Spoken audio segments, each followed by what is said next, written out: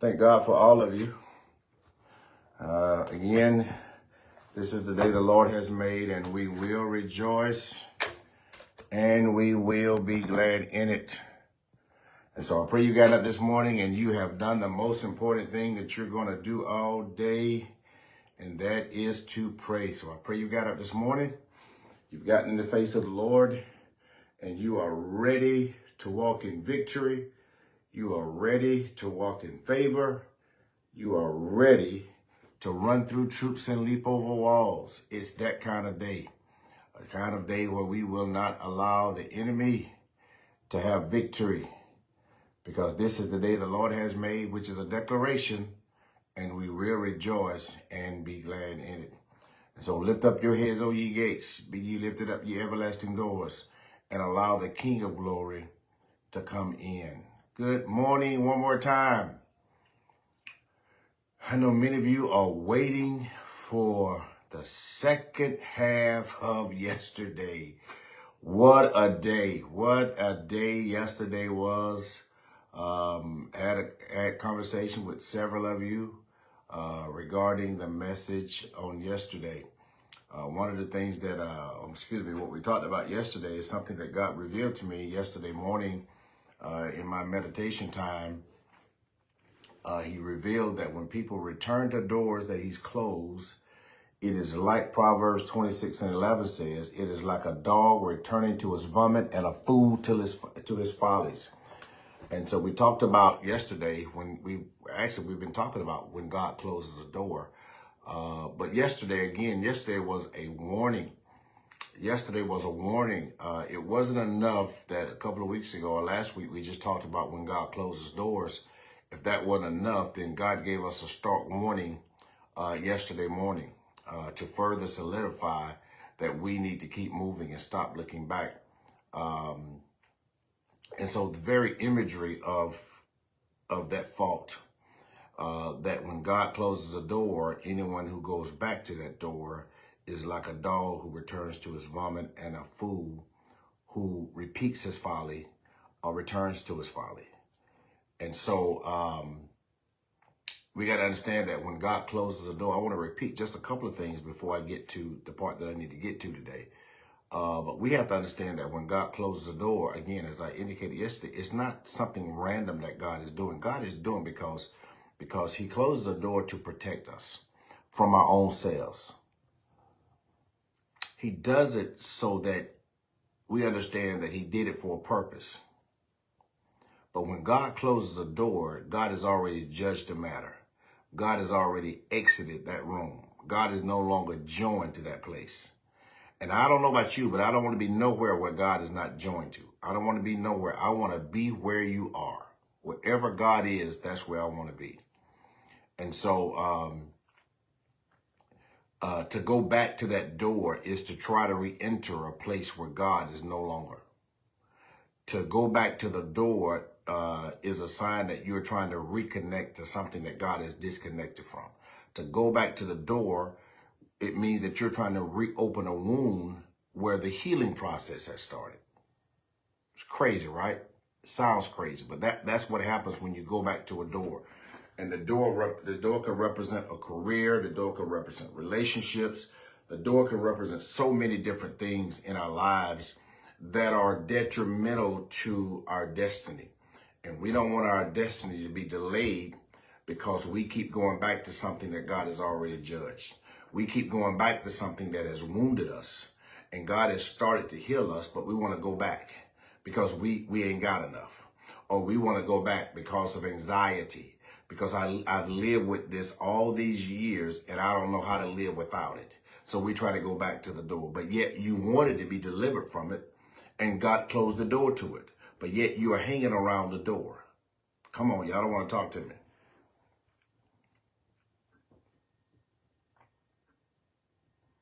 Y'all hear me? And so it is detrimental to go back. We talked about a couple of things on why, 4 things on why it's detrimental to go back. It delays your destiny. We talked about that. You are literally trying to reawaken something that was killing you, going back to the door.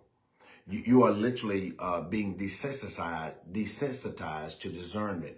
In other words, you are in a place where you are ignoring God's no. And when you start ignoring God's no, eventually his conviction over your life gets quieter and quieter, because you keep saying no. You keep saying yes to something that he said no to. Are y'all hearing me? Can you guys hear me this morning? Can y'all hear me? Can you guys hear me this morning? Let me get some thumbs up. I don't know if you guys can hear me or not.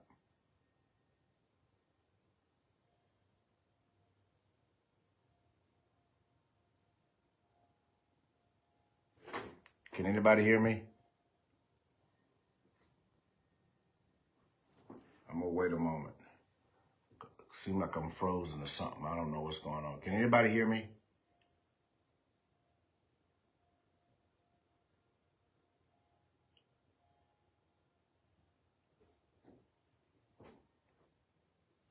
Can anybody hear me?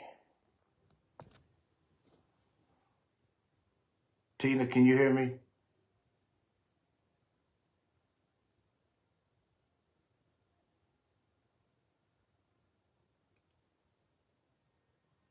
Okay.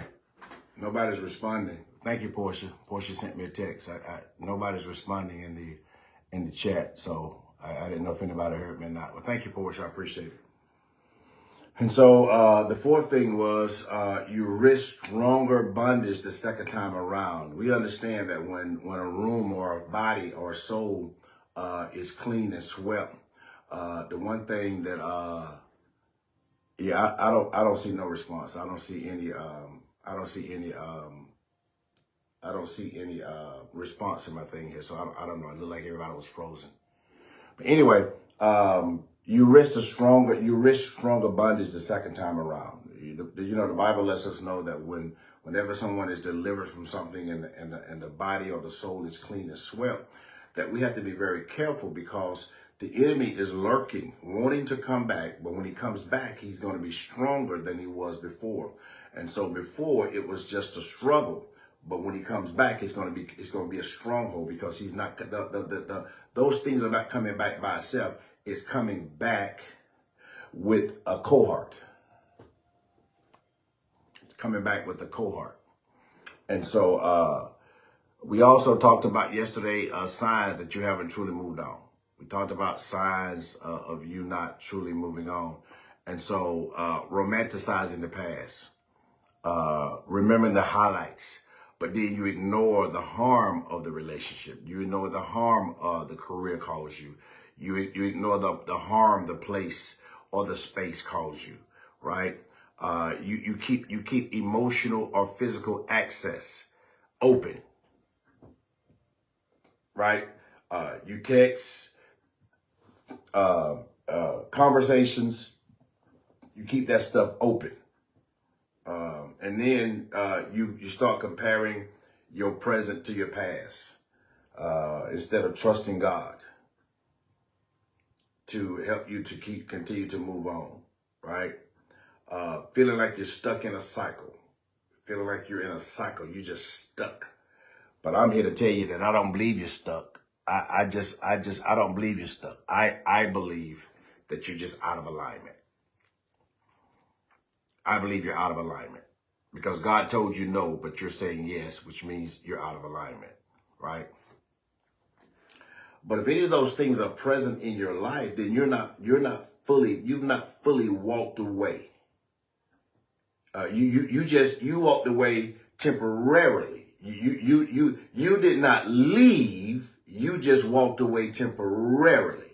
Again, there is some anxiety in your life where it's making you feel, there is fear that's making you feel that you cannot live without this dysfunction. You're always, even when you was in the situation, you didn't want to be there, but you had grown so accustomed to it that it made you feel like you can't live without it, even though it was detrimental to your life, even though it was killing you.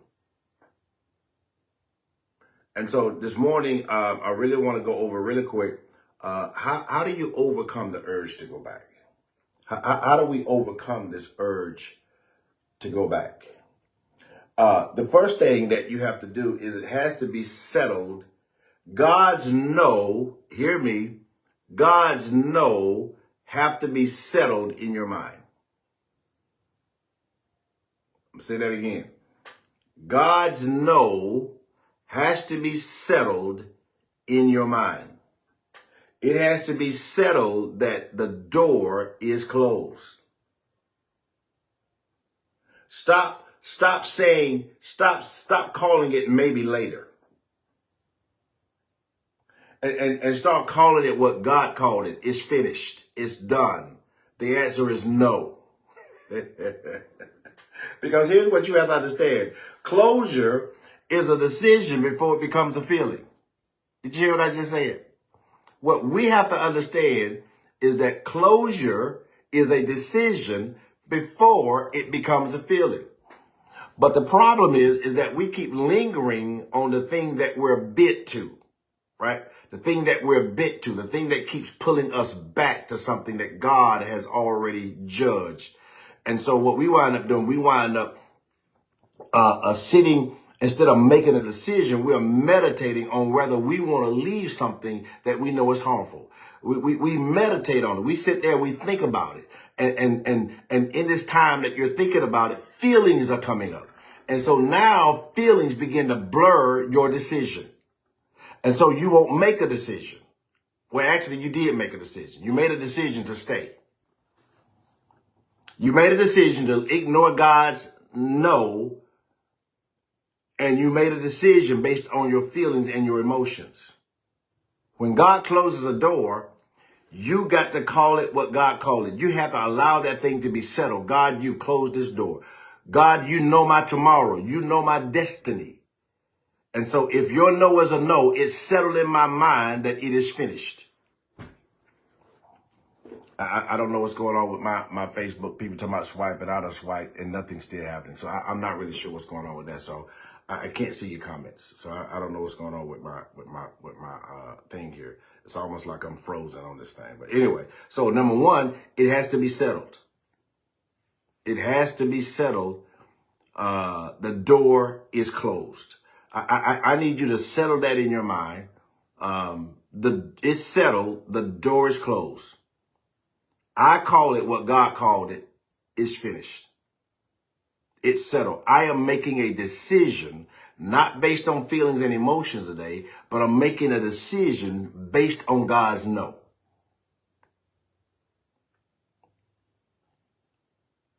I'm making a decision based upon God's no. And then watch this.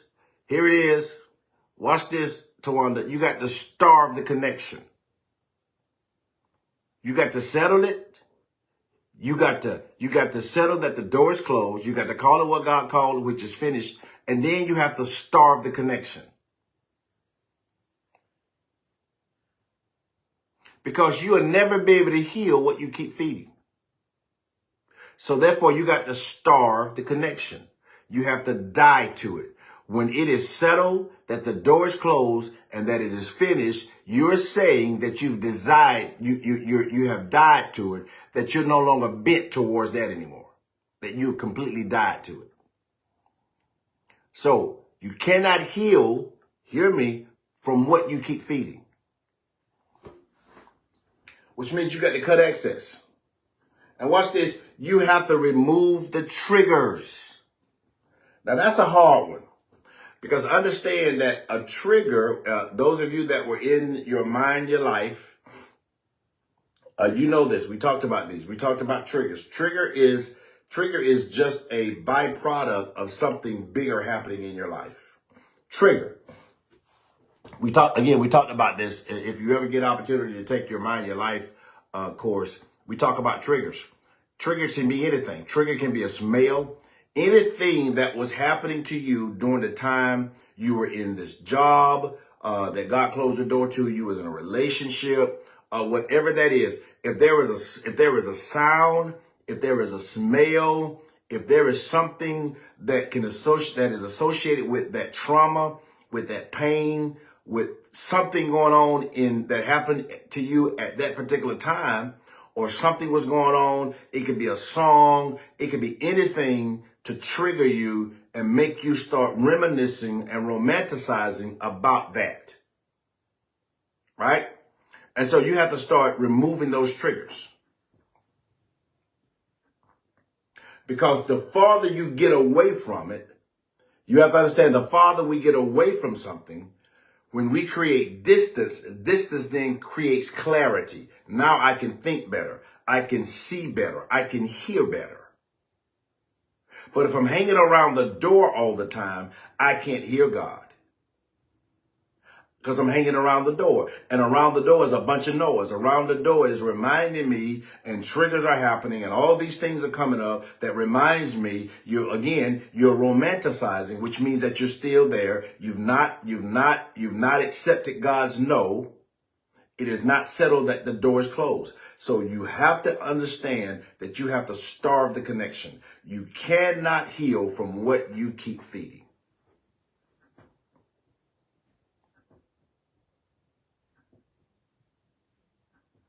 And then watch this. This is a big one. We have to make sure we are replacing and not just removing. We got to replace, not just remove. So something has to replace this space, that the thing that God just closed the door to, the thing that God just said no to, we have to replace. What am I replacing? My relationship with the Father. I'm inserting my relationship with the Father. I want to grow closer to the Lord. I want to know him in the power of his resurrection. Are y'all hearing me? God will never call you out of something, watch this, without calling you into something better. Something better needs to occupy what you just got called out of. So that means that now my life has to be filled with purpose. Purpose, seeking the Lord with all of my heart, my soul, and my mind. Seeking the Lord for clarity about my tomorrow. Seeking the Lord about his purpose for my life. And so now is an opportunity for me to now fill my life not only with purpose, but with people who can push me into my purpose. And then that fill that space with practices and wisdom keys. Watch this. That helps me align myself with God's destiny for my life.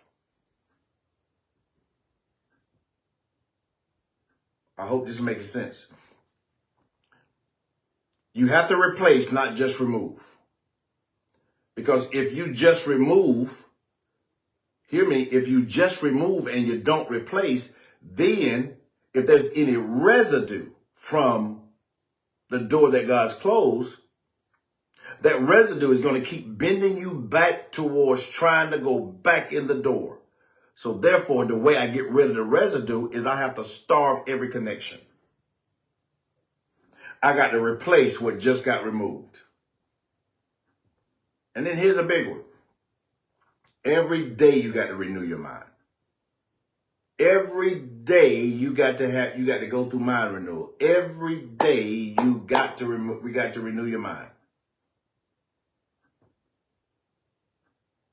Listen, let me tell you something. I promise you, your emotions will begin to lie to you if your mind is not anchored in truth.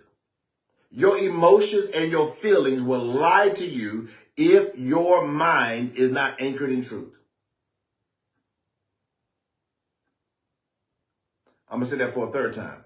Your emotions, your feelings will lie to you if your mind is not anchored in truth. You feel the way you feel because you're not anchored in truth.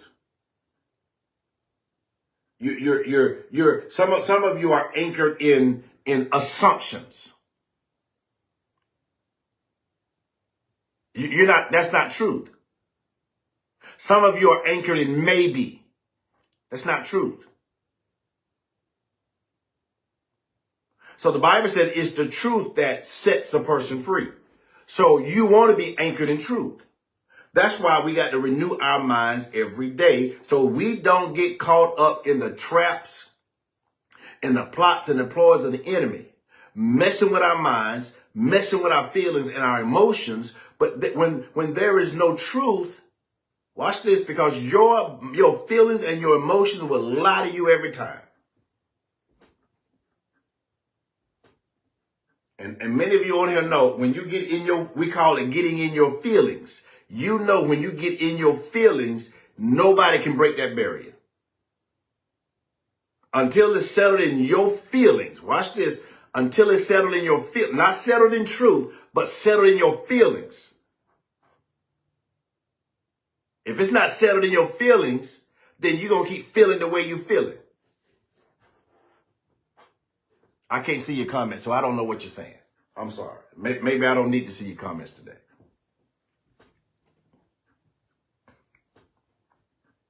You got to renew your minds.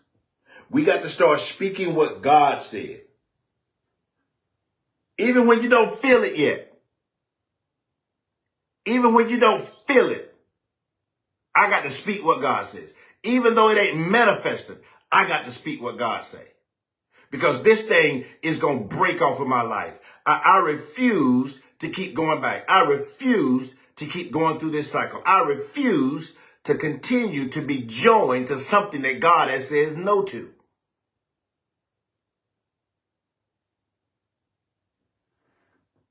So today I am overcoming, hear me, today you got to make up in your mind, today I am overcoming the urge to go back. Go back to a place where I was wounded. Go back to a place that delayed my destiny. Go back to a place where I was mentally unstable. To go back to a place that was detrimental to my life. I refuse the urge. I'm breaking that urge. I'm severing that urge. I'm severing that bent. I'm severing that distortion. I refuse to allow my feelings and my emotions to distort the truth of God. I'm going to speak what God says. If God says no, it's a no. It's settled. The door is closed. It is finished. I am starving that connection. I refuse to respond. And then, watch this. Here's another way you break the urge to go back. Remember why God closed it. Tina, we got to remember why God closed the door. Let that be foremost in your mind. It was detrimental to your destiny. Your destiny was delayed. It was literally killing you physically and emotionally. You were a wreck. You were mentally unstable. You were oppressed and depressed. Remember why God closed the door. Because he was protecting you. My God, help me this morning.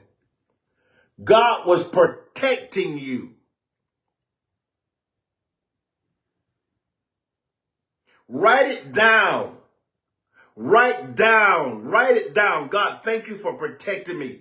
God, thank you for delivering me. God, thank you for pulling me away from something that was killing me. God, thank you for pulling me away from something that always had me mentally unstable. God, I thank you.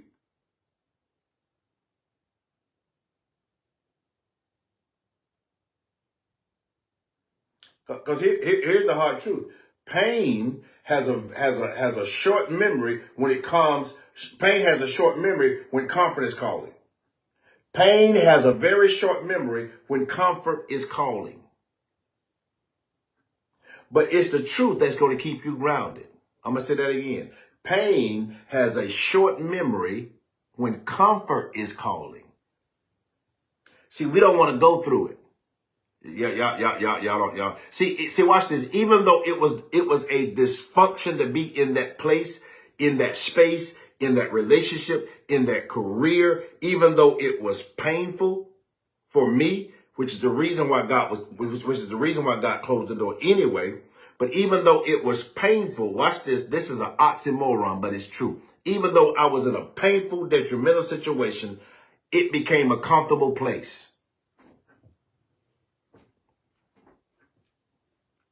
It became comfortable. That's why many of you have anxiety, even think about leaving, that thing, even think about leaving that space and that place, even think about it, because you don't think that there's nothing better. But if God has closed the door to something, he has something better for you. He said, doors he opened, no man can shut. Doors he shut, no man can close. Open, excuse me. Doors he opened, no man can shut. And doors he shut, no man can open. Pain has a short memory when it comes to comfort.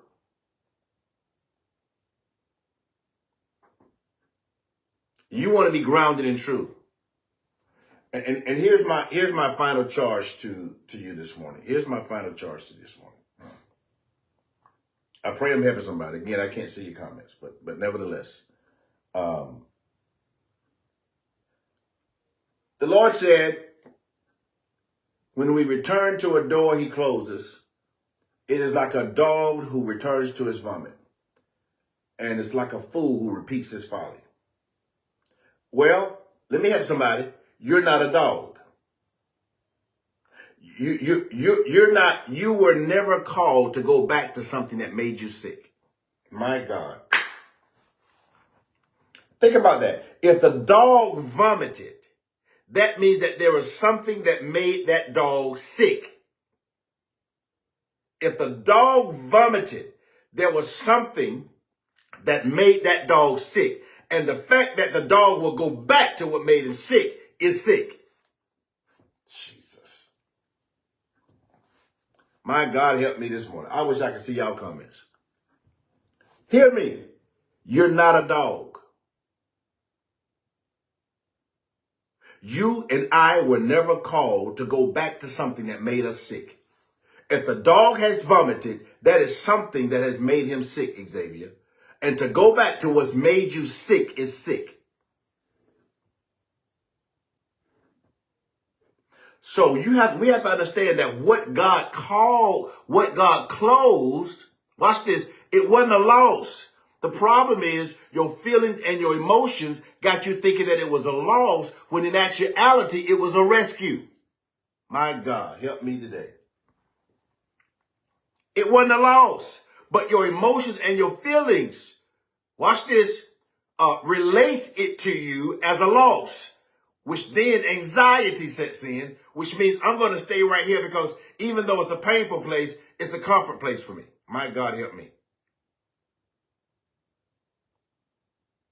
So when God closes a door, it's not a loss. It's a rescue. He's protecting you. So today we got to make a clean break. We got to make a clean break today.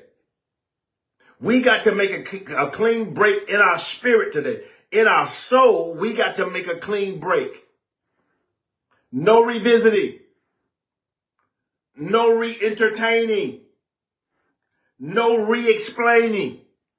A clean break.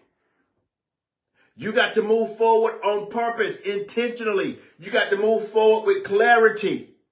And you got to move forward under God's direction, being led by the Holy Spirit, who leads you and guides you into all truth. I need you today to walk away like it's settled, because it is. I need you to walk away today like the matter is settled. I'm not going to get caught up in my feelings and my emotions. The matter is settled. Because it is. When God closed the door, he settled the matter. I'm going to say that again. Maybe somebody didn't hear me. When God closed that door, he settled the matter. The matter is settled. It is a closed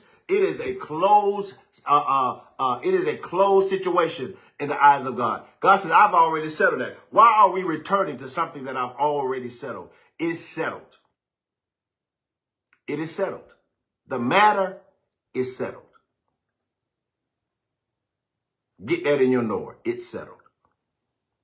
I am not going to return back to what made me sick. Listen, I pray that you over the last 2 days that you heard what God is saying to us. It is a warning. Stop going back. Stop being bent towards going back. Stop allowing your mind to be warped and twisted to go back to something that God has already started a healing process of healing you from the wounds that were caused by that place. Stop going back. Stop giving attention to the sounds, the smells. Stop romanticizing it. It's settled. It's settled. Live and walk like it's settled because it is.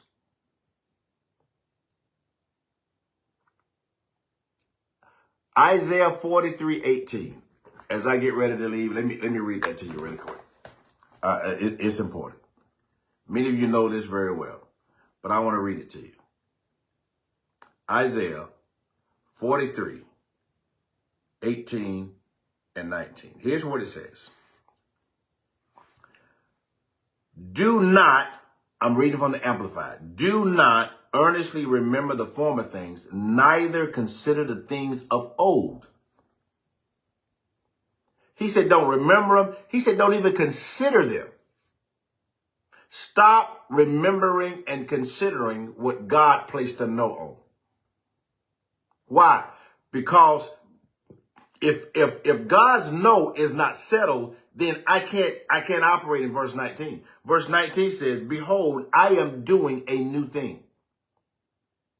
If you're hanging around the door, you'll never realize or come into the reality that God has already started a new process. The moment God closed the door, the new thing began. He says, behold. In other words, that word behold, let me get your attention. Hello, hello, hello. You hanging around the door. I got a message for you. Here's a warning. If you stay around the door, you'll never realize the new things that God is doing in your life. He says, behold, I am, not will, but I am. The moment God judged that matter and closed the door, the new thing began.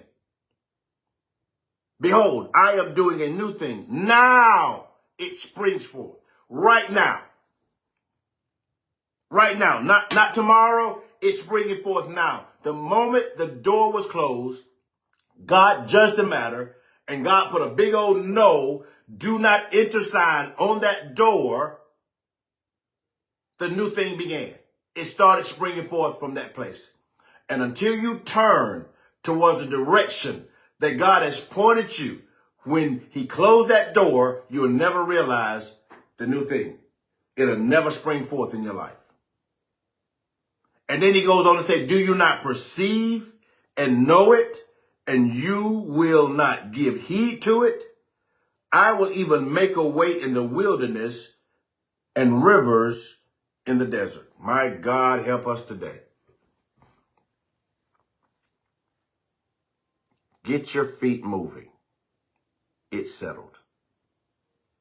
Starve the communication. Starve the connection. Don't remember it. Don't even consider it. It's a judged matter. God says no. Let that be settled.